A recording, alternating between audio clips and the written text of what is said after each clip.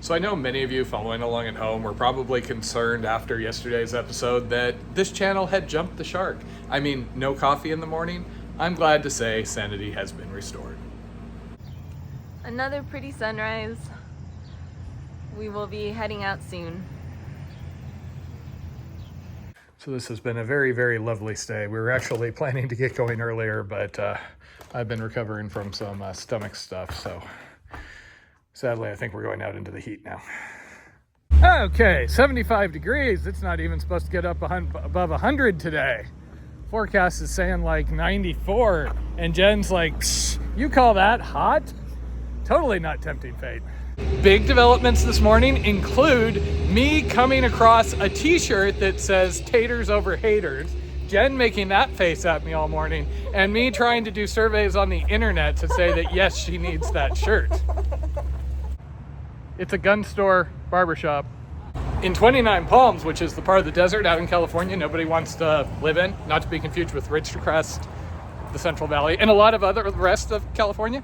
There is actually a barbershop / nightclub near one of the military bases. It's like literally the only thing out there that's worth a damn.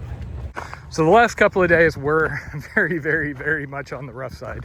Yesterday in particular was pretty much, I think, my worst day out here so far. Worst day so far, Jen. There's still hope. Don't worry. Maybe I'll top COVID Nora. I was just so tired yesterday. My stomach was having all sorts of issues. We think it might have just had to do with well water, if you believe some of the locals. By the time I got in here, I was so tired. I was sitting there trying to eat and just like wanting to curl over and slump over to the floor. Fortunately, we did have a nice place to stay. It had air conditioning. We got in, slept for a while. Jen was a trooper and went over and ran to get food, saying she was in at least a little better shape. And then we were able to get a halfway reasonable night's sleep. Now, Jen, during a normal period, would say the amount of sleep we got last night was insufficient. But when we've been averaging 4 hours or so in one go for the last week and a half, eternity out here in Kansas, last night felt just absolutely lovely. So our spirits are a bit higher. We now have about 100 miles left of Kansas.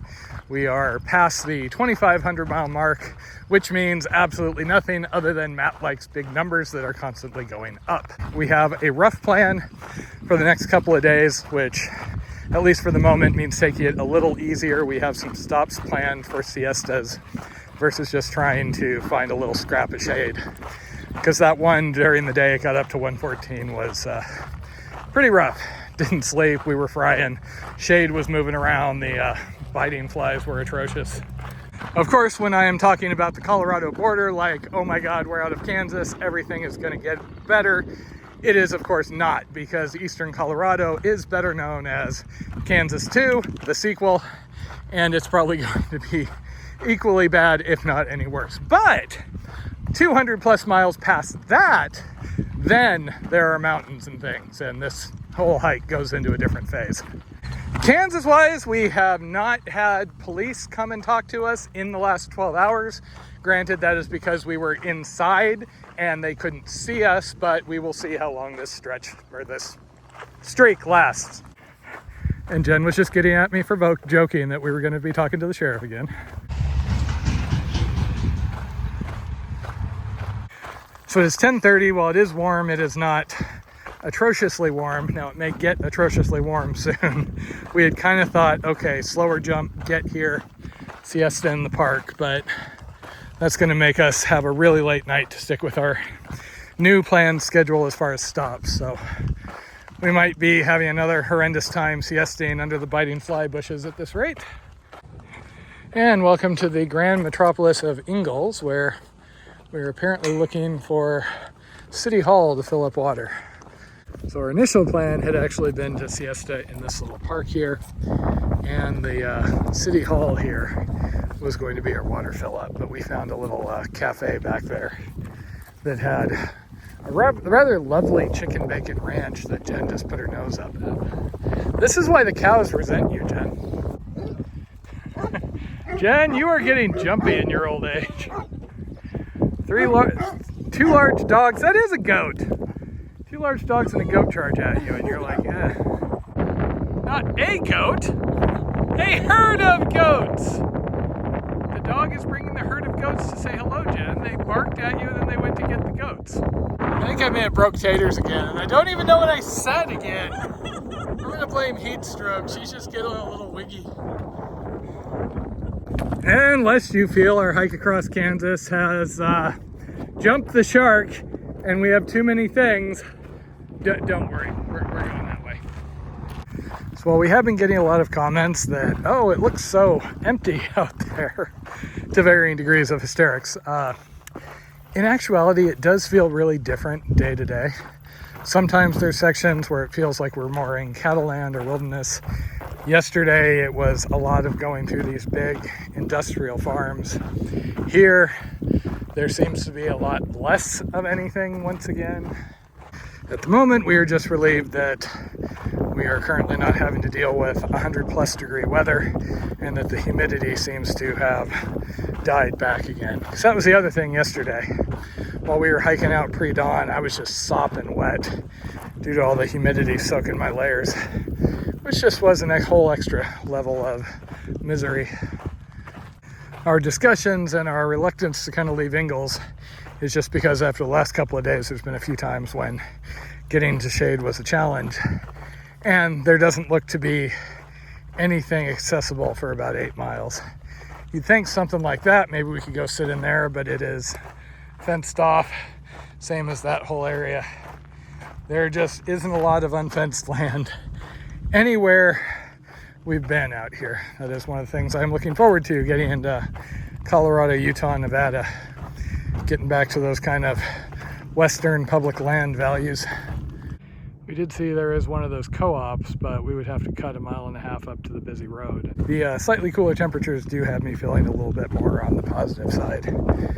It's funny, they've been rough the last couple of days. I have been very much exhausted and not happy for chunks of them, but at least for me, when I go through something challenging that pushes me, there's some satisfaction in that. You know, it almost like levels you up and forces you to become better at what you're doing. When I did the PCT, a lot of things felt like, oh my God, this is some like huge epic struggle.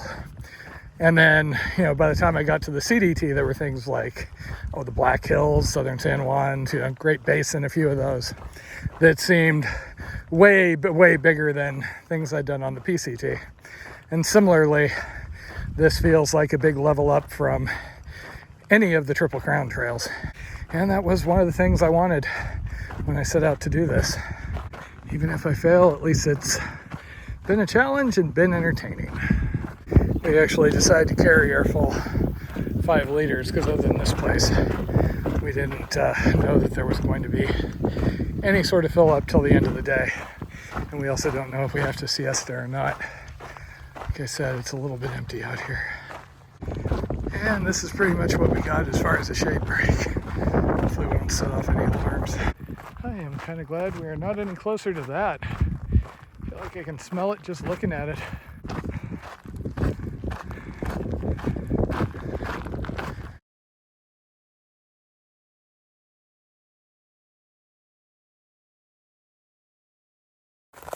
And okay, shade break plan B, kind of. 2:30 and we were under our umbrellas, but this is the first time we've been able to hike throughout the day in 8 days or so, I think. Seems like forever.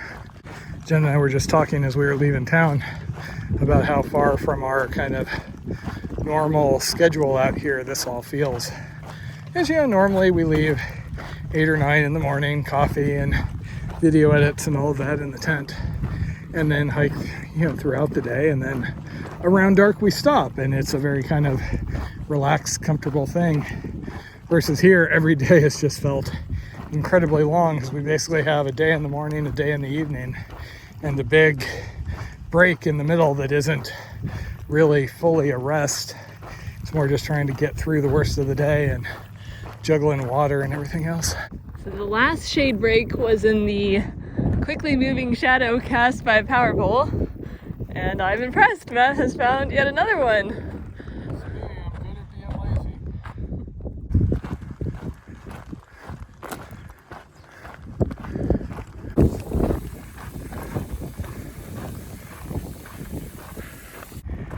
assume that's our town.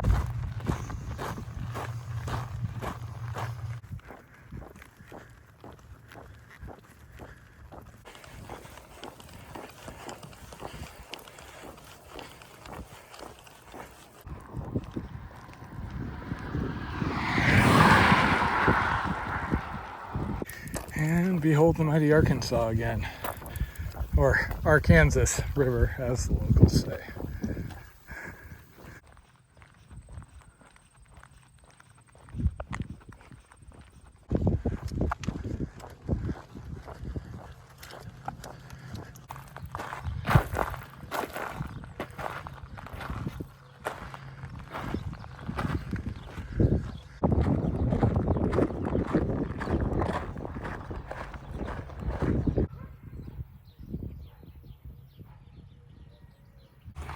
Okay, so we managed to locate the pastor. The number we were given didn't work, but we figured out which house is his, and we apparently get a shower. We can stay inside or outside. Okay, so we found the gym. Now we're looking for the stairs and the shower. Bathrooms, good sign. Although we weren't able to reach the pastor by phone earlier today, we saw him outside in his yard, and he did indeed invite us to stay in the church, which was a lot bigger than we were expecting. Seems to be an old converted schoolhouse, complete with kitchen, a gym, and several rooms upstairs, including a hot shower.